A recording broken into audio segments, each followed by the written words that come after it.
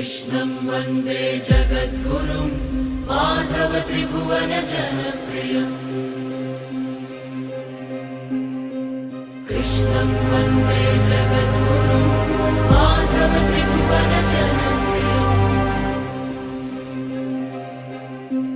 कृष्णं वन्दे जगद्गुरुं माधव त्रिभुवन जनप्रियम्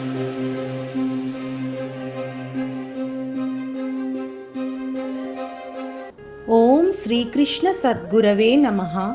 ఓం శ్రీకృష్ణ పరబ్రహ్మణే నమః. కృష్ణం వందే జగద్గురుం. శ్రీమద్భగవద్గీత శ్లోకపారాయణ అథ అష్టాదశాధ్యాయః మోక్ష సన్యాసయోగః. 1వ శ్లోకం. అర్జున ఉవాచ సన్యాసస్య మహాబాహో తత్వమిచ్ఛామి వేదితుం త్యాగస్య చ హృషీకేశ పృథక్ కేసి నిషూదన.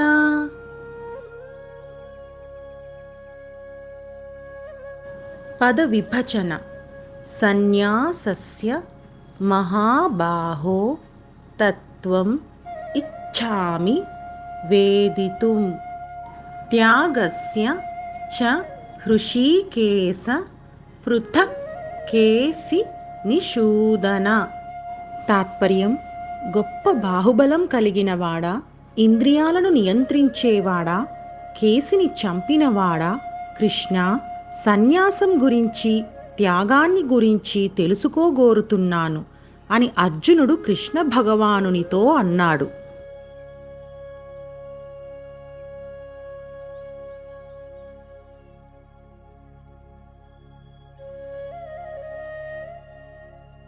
మోక్షాన్ని సన్యసించడం, వదలడం, మోక్ష సన్యాసం అంటే మోక్షాన్ని కూడా వదిలేసేయడం అన్నమాట. మోక్షం కావాలి అని సాధన చేస్తాం కదా, అది కూడా వద్దనమాట. మోక్షం కావాలి అనుకోవడం కూడా కోరిక అయిపోతుంది కాబట్టి అది కూడా వద్దు అంటారు.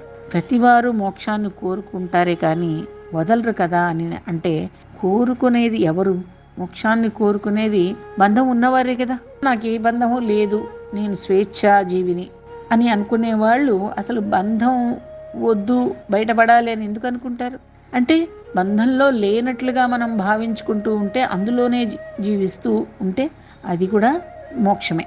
బద్ధుడే ముక్తిని కోరుకుంటాడు కదా, అంటే బంధింపబడిన వాడే ముక్తిని కోరుకుంటాడు. కానీ గీత 17వ అధ్యాయంలో చెప్పబడినటువంటి అఖండమైన బోధన జీర్ణించుకొనిన వాడు ఇక బద్ధుడు ఎలా అవుతాడు? అజో నిత్య శాశ్వతోయం పురాణో అని నిత్య సత్య సనాతనమైనటువంటి తన ఆత్మని ఎరిగిన వాడికి ఇక బంధం ఎక్కడుంటుంది అంటారు. బంధమే లేనప్పుడు ఇక మోక్షం గురించి ప్రశ్నే ఉండదు కదా. కాబట్టి అటువంటి ముక్త స్థితిలో జీవుడు మోక్ష భావనను కూడా త్యజించి వేస్తాడు. మోక్షం కావాలి అన్న విషయం కూడా అసలు ఆ ధ్యాసే ఉండదన్నమాట. దాన్ని కూడా త్యజించి వేస్తాడు. ఈ త్యజించడాన్ని, మోక్షాన్ని కూడా త్యజించడాన్నే మోక్ష సన్యాసం అంటారు. ఎందుకంటే అక్కడ తానే మోక్ష రూపుడై వెలుగొందుతున్నాడు. లేక అటువంటి 17వ అధ్యాయంలో బోధనను చక్కగా అనుభూతం అనర్చుకున్నట్లయితే భగవానుడే అతనికి మోక్షాన్ని ప్రసాదిస్తాడు. కనుక మోక్షాన్ని గురించి సంకల్పమే అతనిలో కలగదు, అసలు అనవసరం. అటువంటప్పుడు మోక్ష సంకల్పం అతడు త్యజించి వేయవచ్చు. అది మోక్ష సన్యాసం. నిజానికి చెప్పాలంటే ఇంతలా మోక్షాన్ని వదిలేసినటువంటి వాళ్ళు గోపికలు. ఆ విషయం మనకి నారద భక్తి సూత్రాల్లో తెలుస్తుంది. ఆయన చెప్తాడనమాట. నారదుడు ఎప్పుడు చెప్పాడో అని అనడానికి లేదు. మనకి గ్రంథాలు ఉన్నాయి. ప్రతి యుగంలోనూ ఉంటున్నవాడే నారదుడు. మనకి తెలిసినటువంటి ఏదో పుల్లలు పెడుతూ ఉంటాడు, ఒకళ్ళకి కయ్యాలు పెడుతుంటాడు, ఆనందిస్తాడు, ఇలాంటి వాడు కాదు. నారదుడు అంటే మహాముని, దేవముని. ఎంతో మంది చిన్నపిల్లలకి కూడా పెద్దవాళ్ళకి కూడా జ్ఞానోపదేశం చేసి ధరింపజేసినటువంటి వాడు. ఇటు ప్రహ్లాదుడికి అటు వ్యాస మహర్షికి కూడా జ్ఞానాన్ని ఇచ్చినవాడు, ఉపదేశించినవాడు నారద మహర్షి. అట్లాంటి నారద మహర్షి చెప్పింది ఏంటంటే, మోక్షాన్ని కూడా పట్టించుకోని వాళ్ళు, జ్ఞానాన్ని కూడా పట్టించుకోని వాళ్ళు గోపికలు. ఎందుకు అంటే వాళ్ళకి కృష్ణుడు తప్ప వేరే ధ్యాస లేదు. కృష్ణుడికి పరోక్షంగా ఉన్నప్పుడు కృష్ణుడి గురించే ఆలోచిస్తాడు, ఎదురుగుండా ఉన్నప్పుడు సరే కృష్ణుడితోటే ఉంటారు. కాబట్టి వాళ్ళకి రెండు కృష్ణుడే అన్నమాట. విరహము, యోగము రెండు కృష్ణుడే. వాళ్ళకి కూడా మరి పూర్వజన్మ కర్మ వల్లే వస్తారని అంటారు కదా. మరి వాళ్ళ పాపాలు పోవాలి అని అంటే ఏం చెప్తారంటే, వాళ్ళ కృష్ణ విరహంతో బాధపడతారు కదా, కృష్ణుడు కనిపించినప్పుడు ఆ విరహాగ్నిలో వాళ్ళ పాపాలన్నీ దగ్ధమైపోయాయిట. అలాగే కృష్ణుడితోటి కలిసి మహా ఆనందంతో అనుభవిస్తున్న సమయంలో, రాసక్రీడ మొదలైనటువంటి అటువంటి సమయంలో వాళ్ళ ఆనందం అంతా బాగా అనుభవించారు కాబట్టి వాళ్ళ పుణ్యకర్మలు కూడా దగ్ధమైపోయినాయిట. ఇంకా పాపకర్మలు పుణ్యకర్మలు దగ్ధమైపోతే ఇంకా ఏముంటుంది అక్కడ? అసలు ఏమి ఉండదు. అందుకే వాళ్ళు కృష్ణ శరణమ్మమ అనుకున్న వాళ్ళు కాస్త బ్రహ్మోస్మి అంటుంటారు కదా కొంతమంది జ్ఞానులు, అలా కృష్ణోస్మి అయిపోయారు వాళ్ళు. కృష్ణోస్మి అంటే నేను కృష్ణుణ్ణే అన్నట్లుగా అయిపోయారు. ఎప్పుడంటే రాసక్రీడకు ముందు వాళ్ళు కృష్ణుణ్ణి వెతుకుతారు. కొంతసేపు వాళ్ళతో ఉండి కృష్ణుడు, ఆహా మాకే ఎంత గొప్ప అదృష్టం కలిగింది, కృష్ణుడు మాతో ఉన్నాడు కదా అన్న కొంచెం తెల్లతిందిట అహంకారం వాళ్ళకి. ఆ సమయంలో కృష్ణుడు కాస్త కనిపించకుండా పోయాడు. అంటే అక్కడే ఉన్నాడు కానీ కనిపించలేదు. మన దగ్గరే ఉన్నా మనకి కనిపించడు. ఎందుకంటే ఆ తపన ఉండాలి. ఆ అహంకారం కొంచెం లేవనెత్తిందిట. నాకే కదా కృష్ణుడితో ఉండే అదృష్టం అని అయిపోయింది, కనపడలే. అప్పుడు వెతుకుతారండి. అది రాస పంచాధ్యాయి అని అద్భుతమైనటువంటి ఘట్టం అన్నమాట. 5 అధ్యాయాల్లో భాగవతంలో చూపిస్తారు. వెతికి వెతికి పుట్టల్ని, జంతువుల్ని, అక్కడ కనిపించే పువ్వుల్ని, అన్ని చెట్లని అందరిని అడుగుతారు, నీకు తెలుసా కృష్ణుడు కలిసి ఎక్కడున్నాడని వెతికి వెతికి చివరిలో ఏమవుతారంటే వాళ్ళు కృష్ణుడు లీలల్ని అభినయిస్తారు. నేనే కృష్ణుణ్ణి అని ఇంకొక అమ్మాయి దగ్గరికి వెళ్ళి తాను పూతనలాగా వచ్చేసి నిన్ను పట్టేసుకుంటాను అంటే వీళ్ళు చంపేస్తున్నా నిన్ను అని చెప్పి అండం. ఇంకొక ఆమె ఏం చేస్తుందంటే వర్షం వచ్చేస్తుంది, నేనే కృష్ణుడిని అని చెప్పేసి పర్వతం ఎత్తినట్లుగా నటిస్తుంది. అది నటన అంటే నటన కాదు, లీనమైపోయి చేస్తుంది అనమాట. అలా కృష్ణుడు ఏవేవైతే లీలలు చేశాడో అవన్నిట్లోకి వాళ్ళు లీనమైపోయి వాళ్ళే కృష్ణుడిలాగా తయారైపోయారు, కృష్ణోహం అనిపోయారు వాళ్ళు. ఆ విధమైనటువంటి భక్తులు గోపికలు ఒక్కళ్ళే, ఇంకెవరు లేరు. అంటే ద్వాపర యుగంలో కృష్ణుడు చిన్నప్పుడు ఉన్న గోపికలైనా వాళ్ళైనా గోపికలు అంటే అదేం కాదు. ఈ కాలంలో కూడా అటువంటి వాళ్ళు ఉన్నారు. మీరాబాయి ఉంది, ఇంకా చాలామంది మగవాళ్ళు కూడా తమని తాము మగవాళ్ళుగా భావించుకోకుండా తమ ఒక స్త్రీలాగా భావించుకొని కృష్ణుడే పరమపురుషుడు అని ఆనందించి అందులోనే రసానందం పొందినటువంటి వాళ్ళు ఎంతోమంది ఉన్నారు. కాబట్టి మోక్ష సన్యాస యోగానికి అద్భుతమైనటువంటి ఉదాహరణ గోపికలు. ఇప్పుడు ఈ 18వ అధ్యాయంలో మరొక అద్భుతమైన విషయం ఏంటంటే, ఈ భగవద్గీతలోని 17 అధ్యాయాల్లో తెలియజేసినటువంటి బోధలన్నీ కూడా సంక్షేపంగా తెలియజేయడం జరుగుతుంది. అంటే రివిజన్ అన్నమాట. ముందు నుంచి ఇంపార్టెంట్ విషయాలన్నీ మళ్ళీ వస్తాయన్నమాట. అంతేకాకుండా ఇదివరకు ఏమైనా బోధలు విడిచిపెట్టినట్లయితే, అంటే చిన్న చితక విషయం చెప్పకుండా వదిలేసినవి ఏమన్నా ఉంటే అవి కూడా ఇక్కడ చెప్పి పూర్తి చేస్తాడు భగవానుడు. కనుక ఈ అధ్యాయాన్ని గీతా సారం అని, సంక్షిప్త గీత అని కూడా చెప్పడం జరుగుతుంది. ఇటువంటి అపూర్వ ఆధ్యాత్మిక బోధనలను పొందినటువంటి వాడికి ఇక ముక్తి రాకుండా ఎలా ఉంటుంది అసలు? కనుక అటువంటి వాడికి ఇక మోక్షాన్ని గురించి సంకల్పాలన్నీ వదిలేయచ్చు. నాకు మోక్షం కావాలి అని అసలు దాని గురించి మర్చిపోవచ్చు మనం. అంటే మోక్ష సన్యాసాన్ని కావించవచ్చు. ఇటువంటి భావనని సూచించినది అవ్వడం చేత కూడా దీనికి మోక్ష సన్యాస యోగం అని పేరు కలిగి ఉండొచ్చు. ఇంకొక విషయం ఏంటంటే, ఇంతవరకు చెప్పినటువంటి 17 అధ్యాయాల యొక్క పేర్లు జ్ఞానయోగమని, కర్మయోగమని, భక్తి యోగమని ఈ ప్రకారంగా ఉండడాన్ని బట్టి ఆయా పేర్ల యొక్క అర్థము జ్ఞానం చేత భగవదైక్యము అదొక యోగం, కర్మ చేత భగవదైక్యం మరొక యోగం, కర్మయోగం అన్నమాట. అలాగే భక్తి చేత భగవదైక్యం ఇలా కలగజేసేటువంటి పద్ధతులు ఉంటాయి కదా, చాలా రకాల పద్ధతులు చెప్పాడు కదా. ఇవన్నిటినీ తెలిపే అధ్యాయాలని చెప్పుకుంటూ ఉన్నాం కదా. అలాగే ఇక్కడ మోక్ష సన్యాస యోగం అని మళ్ళీ కొత్త విషయం చెప్తున్నాడు అనమాట. అంటే 17 అధ్యాయాల్లో చెప్పిన విషయాలు చెప్తూ ఇంకో కొత్త విషయాన్ని కూడా ఇందులో జోడిస్తున్నాడు అనమాట. మోక్ష సన్యాసం అనే క్రియ ద్వారా భగవదైక్యాన్ని సిద్ధింపచేసే యోగమని ఈ అధ్యాయాన్ని కూడా చేర్చవలసి ఉంది. ఈ ప్రకారంగా సాక్షాత్ మోక్ష స్వరూపమైన లేక మోక్షప్రదమైన సన్యాసం ద్వారా, త్యాగం ద్వారా లేక భగవదర్పణ ద్వారా, సర్వసంగ రాహిత్యం ద్వారా భగవదైక్యం సిద్ధిస్తుంది అని తెలిపే అధ్యాయం అవడం చేత దీనికి మోక్ష సన్యాస యోగం అని పేరు అని చెప్పచ్చు.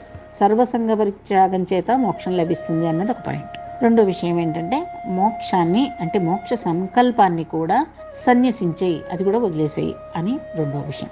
ఇంకా మూడో పాయింట్ ఏంటంటే మోక్ష రూపుడైనటువంటి భగవంతుడికి సర్వకర్మల్ని ఆయనకు వదిలేయాలి, అర్పణం అనేసుకుంటే సరిపోతుంది. మనకి ఏది ఇష్ట దైవమో ఆ దైవానికి అర్పణం చేసేయచ్చు. శివార్పణం, కృష్ణార్పణం, రామార్పణం ఏదైనా కావచ్చు. ఇంకా నాలుగో విషయం ఏంటంటే మోక్షప్రదమైన లేక మోక్ష రూపమైన సన్యాసం చేత అంటే త్యాగం చేత భగవదైక్యం సిద్ధిస్తుంది. భగవదైక్యం అంటే యోగం, అంటే జీవాత్మ పరమాత్మ రెండు కలవడమే యోగం.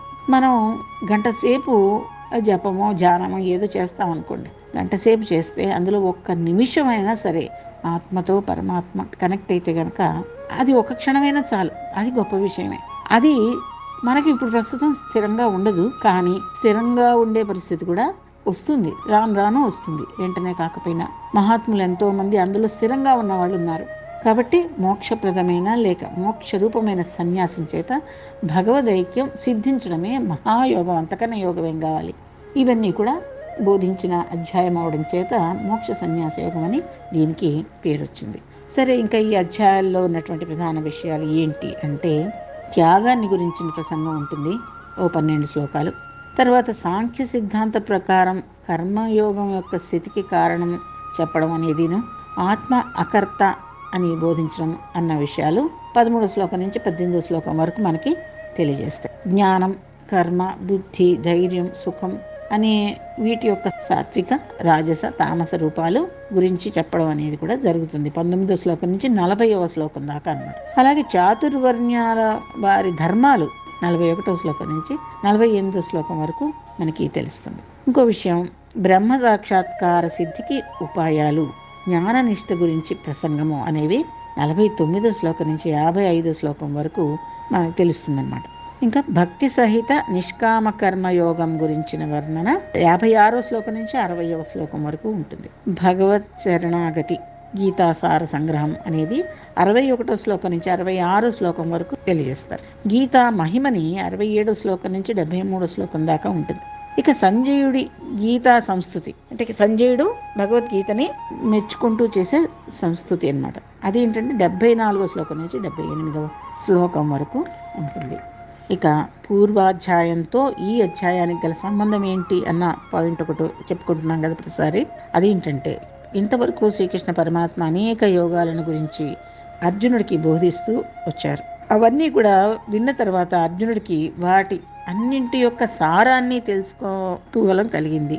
కనుక సన్యాసం యొక్క, త్యాగం యొక్క, తత్వం యొక్క విషయాల గురించి భగవంతుని ప్రశ్నించాడనమాట. అర్జునుడి ఆ ప్రశ్నతో ఈ అధ్యాయం ప్రారంభమవుతుంది. ఇది చివరి అధ్యాయం అవడం వల్ల ఇంతవరకు బోధింపబడినటువంటి తత్వాలన్నిటి యొక్క సారము ఈ అధ్యాయంలో చెప్పడం జరుగుతుంది. మనందరికీ కూడా ఒక అలవాటు ఉంది, చాలా చాలా పెద్దగా ఉంటే చటుక్కున బుర్రలోకి వెళ్ళదు, దాని సారం ఏంటో చెప్పండి అని అనుకుంటాం. కాబట్టి ఈ భగవద్గీత సారమే ఈ 18వ అధ్యాయం.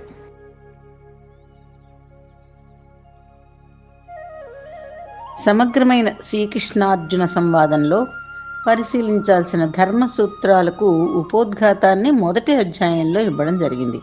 ఇప్పుడు ఈ చివరి 18వ అధ్యాయంలో ముందరి అధ్యాయాల్లో చెప్పినటువంటి విషయాలన్నిటి గురించి సంక్షిప్త వ్యాఖ్యానాన్ని భగవానుడు చేయబోతున్నాడు. ఇందులోని మొదటి శ్లోకం అర్జునుడు అడిగినటువంటి చివరి ప్రశ్న. అశ్రద్ధగా చేసే పనులు ఆ లోకంలో కానీ ఈ లోకంలో కానీ ఏ ఫలాన్ని ఇయ్యవని, అవి అసత్తులే అని, అంటే చేసినా వ్యర్థమే అని 17వ అధ్యాయంలో చివర కృష్ణ పరమాత్మ చెప్పేసరికి అలా అయితే కర్మల్ని విడిచిపెట్టడమే మంచిదేమో అని అర్జునుడికి అనిపించింది. సన్యాసం అంటే పరమాత్మ మీది దృష్టితో పనులను పక్కకు పెట్టడం అని అర్థం. కానీ సన్యాసికి కూడా పనులన్నీ పక్కన పెట్టడం అనేది జరగదు కదా. శారీరకమైన పనులే కాకుండా చదువు, మననము, నిధిధ్యాసము అనే పనులతో సహా ఇతరులకు తాను శ్రేయస్కరం అనుకున్నది చెప్పడము అతడు చేసేటటువంటివే. ఈ పనులు జరుగుతుంటే నేను బాగా చెప్పానా, వాళ్ళకి అర్థమయ్యిందా అనే విషయాల గురించి ఆసక్తి కలుగుతూనే ఉంటుంది. మరి పనుల్లో వేటిని పక్కకు పెట్టాలి, వేటిని వదిలిపెట్టాలి అనే ప్రశ్నలు ఇక్కడ మనకి ఎదురవుతుంటాయి. పక్కకు పెట్టడం సన్యాసం, వదిలిపెట్టడం త్యాగం. నిజానికి రెండు ఒకటే అనిపిస్తుంది, కానీ ఏదో తేడా కూడా ఉండాలని మనకి తోస్తూ ఉంటుంది. శ్రీకృష్ణుడు మొదటి నుంచి ఇంతవరకు చెప్పింది ఒకటే మాట, నేనులోనే అన్నింటినీ న్యాసం చేస్తూ ఏ కోరిక లేకుండా నాది అని దృష్టి లేకుండా పనులు చేస్తూ ఉండడానికి పోరాటం చేస్తూ ఉండాలి అని. ఇలా పరమాత్మ చెప్పినటువంటి సన్యాస దృష్టిని, త్యాగబుద్ధిని సంపాదించడానికి నిరంతరము సంఘర్షిస్తూనే ఉండాలి. ఎవరికైనా సరే కర్మ వల్ల కానీ, సంతానం వల్ల కానీ, డబ్బు వల్ల కానీ అమృతత్వం రాదు కదా. ఒక్క త్యాగం వల్లనే అమృతత్వం అనేది వస్తుంది. ఈ శ్లోకంలో అర్జునుడు 3 నామాలతో కృష్ణ పరమాత్మని సంబోధించాడు. అవేంటంటే మహాబాహో, హృషికేశ, కేసి నిషూదన. వీటి అర్థాలు ఏంటంటే, మహాబాహో అంటే సంబోధిస్తున్నాడు కాబట్టి మహాబాహో అన్నాడు. అంటే గొప్పవైన బాహువులు కలవాడు. అంటే గొప్పవైన బాహువులు కలవాడు అని చెప్పుకున్నంత మాత్రాన అది సంపూర్ణమైన అర్థం రాదు దానికి. బాహుబలం కలవాడు, గొప్పవైన బాహువులు కలవాడు కాకుండా గొప్ప భుజబలం కలవాడు. కేవలం ఏదో పొడుగ్గా ఉన్నాయి, అందంగా ఉన్నాయి, ఆజానుబాహుడు అని అనేసుకుంటే కాదు. అది బలము ఉంది. ఆ బలాన్ని ఎలా ఉపయోగించాలి అనే తెలివి కూడా ఉంది. మరి ఎంతమంది రాక్షసులను చంపాడు, ఎన్ని యుద్ధాలు చేశాడు, అవన్నీ పక్కన పెడితే 5-6 ఏళ్ల వయసులో వర్షం కురుస్తుంటే ఎడతెరిపి లేకుండా, అవి కూడా రాళ్ల వర్షం. రాళ్ల వర్షం అంటే వడగళ్ల వర్షమే. అది పడుతుంటే గోవర్ధనాన్ని ఎత్తి ఒక్క చేత్తోటి మోసాడు. చిటికిన వేలతోటి కూడా అని కూడా అంటారు. పైగా ఏమంటాడంటే, బాలుడితడని శైలము చాలా బరువని భయం వదులుకోండి, నా చెంతకు చేరగరండి, ఈ కేలు అల్లాడదు నమ్మండి అంటాడు. ఈ చెయ్యి అల్లాడదంటే అది వణకదు, కింద పడేయదు ఈ కొండని, తప్పకుండా నన్ను నమ్మండి రండి అని చెప్పి అభయం ఇస్తూ ఉంటాడు. అభయం ఇచ్చే చెయ్యి కూడా అది. ఆ ఒక చేత్తో అభయం ఇస్తున్నాడు, ఇంకో చేత్తో దాన్ని మోస్తున్నాడు. ఆ విధమైనటువంటి అంత గొప్ప బాహువులు కలిగినటువంటి చెయ్యి అది. ఎప్పుడు ఎలా దాన్ని ఉపయోగించాలి అని కూడా అది తెలిసినటువంటిది అనమాట. కేవలం ఏదో బలం ఉన్నంత మాత్రాన అవతలాన్ని కొట్టేస్తాము, చంపేస్తాము అని కాదు. అక్కడ ఎప్పుడు ఎలా ప్రవర్తించాలో కూడా మనం తెలుసుకోవాలి. అలా ఆయన రక్షణలో మనం కూడా ఉందాం. అలాగే హృషికేశ అన్నాడు. హృషికేశ అంటే ఏంటంటే, హృషికాణాం ఇంద్రియాణాం ఈశః అని అంటారు. హృషికములు అంటే ఇంద్రియాలు, వాటికి ఈశుడు. ఈశుడు అంటే దాన్ని పరిపాలించేవాడు అని, పాలకుడు అని. అంటే ఇంద్రియాలని పాలించేవాడు అని. ఇంద్రియాలన్నీ ఆయన అదుపులో ఉంటాయి, అదుపు చెయ్యగలడు అని. ఆయన ఇంద్రియాలని ఆయన అదుపు చేసుకోవడమే కాదు, అందరి ఇంద్రియాలని కూడా అదుపు చేయగలడు. మన ఇంద్రియాలు మన అదుపు తప్పుతుంటే హృషికేశ నామంతో మనం ప్రార్థిస్తే మనం కంట్రోల్లోకి వస్తాం. కాబట్టి హృషికేశ అనే నామం అంత గొప్పదన్నమాట. అలాగే కేసి నిషూదన అన్నాడు. అంటే కేశి అనేటువంటి రాక్షసుణ్ణి పరిమార్చినవాడు. ఆ గుర్రము రూపంలో వచ్చాట. కేశి అనే రాక్షసుడు గుర్రం రూపంలో వచ్చి కృష్ణుడిని మింగడానికి వస్తుంటే, పిల్లవాడు కదా ఆ సమయంలో, మింగడానికి వస్తూ ఉన్నప్పుడు ఆ చెయ్యిని ఆ లోపలికి దూర్చాడు.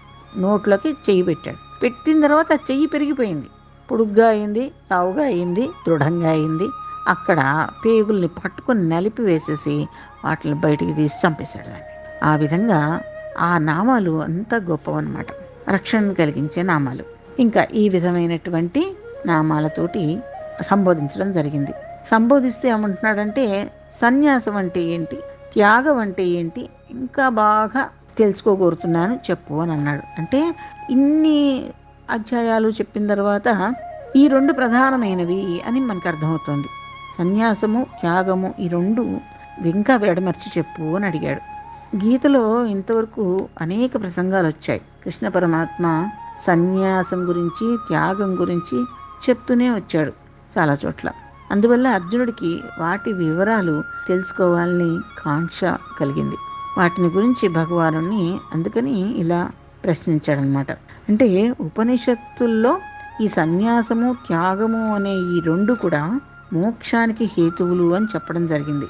త్యాగే నైకే అమృతత్వ మానసు అనొకటి, అలాగే సన్యాసయోగాద్యతయశుద్ధ సత్వాహ అనే వాక్యం ఒకటి. ఇలాంటి వాక్యాలు అనేకం ఉపనిషత్తులో ఉన్నాయన్నమాట. కాబట్టి ఈ శ్లోకంలో అర్జునుడు భగవంతుణ్ణి 3 విశేషాల ద్వారా సంబోధిస్తూ వీటిని గురించి అడిగాడు. ఇటువంటి స్తుతి చేత అతడు తన భక్తి భావాన్ని బాగా వెల్లడించుకున్నాడు. ఈ ప్రకారంగా వినయాన్వితుడై, ఎంతో వినయంగా. ఇప్పుడు మనము ఎవరి దగ్గర నుంచైనా పనిని రాబట్టుకోవాలి, ఎవరి నుంచైనా ఒక విషయం తెలుసుకోవాలంటే వాళ్ళ యొక్క మనసును చూరగొనాలి కదా. మనసును చూరగొనాలి అంటే వాళ్ళని కొంత మెచ్చుకోవడము, ప్రశంసించడము. నువ్వు కాకపోతే నాకెవరు చెప్తారు, నాకెవరున్నారు చెప్పడానికి, చెప్పమని మరి అడగాలి. మరి ఎంత క్లోజ్నెస్, ఎంత నమ్మకము అవతల వాళ్ళ మీద ఉంటే మనకి అవన్నీ విషయాలు వస్తాయి. ఆ విధంగా ఇక్కడ మనకి పరిప్రశ్నేన సేవయా అన్న మాట గుర్తొస్తుంది. గురువుల్ని ఎలా ప్రశ్న అడిగి తెలుసుకోవాలి అని అంతకుముందు మనకు వస్తుంది. తద్విద్ధి ప్రణిపాతేన పరిప్రశ్నేన సేవయా అని. ఎంత బాగా వినయంగా అడగాలి, ఏ సమయంలో అడగాలి, ఎలా అడగాలి అన్నీ చెప్పడం జరిగింది ఒకసారి. కాబట్టి ఈ ప్రకారంగా వినయంతో పరిపూర్ణ భక్తి భావనతో ప్రశ్నించడాన్నే పరిప్రశ్న అంటారు. శిష్యుడు గురువు దగ్గర ఈ విధంగా శ్రద్ధాభక్తులతో మెలగాలి. అటువంటి వర్తన చేత గురువు సంతోషించి శిష్యుడికి శ్రేయస్సు కోసం ఏ జ్ఞానం బోధించాలో ఆ జ్ఞానం బోధిస్తాడు. నాకు ఈ జ్ఞానం ఇదే కావాలి మనం అడగడం కన్నా కూడా ఏది ఎక్కువ కావాలో ఆయనకే తెలుసు. కాబట్టి మనకు తెలియని అడగాలి, అంతేగాని ఆ మంత్రాన్ని నాకు ఉపదేశించు, దీనికోసం ఉపదేశించు అని ఆర్డర్లు చేయకూడదు గురువుని. ఆ వినయాన్ని బట్టి గురువులు మనకి కావాల్సిందేమో ఇస్తారు. కృష్ణార్పణ. అర్జున ఉవాచ సన్యాసస్య మహాబాహో తత్వమిచ్ఛామి వేదితుం త్యాగస్య చ హృషీకేశ పృథక్ కేశినిషూదన. అర్జున ఉవాచ సన్యాసస్య మహాబాహో తత్వమిచ్ఛామి వేదితుం త్యాగస్య చ హృషీకేశ పృథక్ కేశినిషూదన. అర్జున ఉవాచ సన్యాసస్య మహాబాహో తత్వమిచ్ఛామి వేదితుం త్యాగస్య చ హృషీకేశ పృథక్ కేశినిషూదన. అర్జున ఉవాచ సన్యాసస్య మహాబాహో తత్వమిచ్ఛామి వేదితుం త్యాగస్య చ హృషీకేశ పృథక్ కేశినిషూదన. అర్జున ఉవాచ సన్యాసస్య మహాబాహో తత్వమిచ్ఛామి వేదితుం త్యాగస్య చ హృషీకేశ పృథక్ కేశినిషూదన. జై శ్రీకృష్ణ.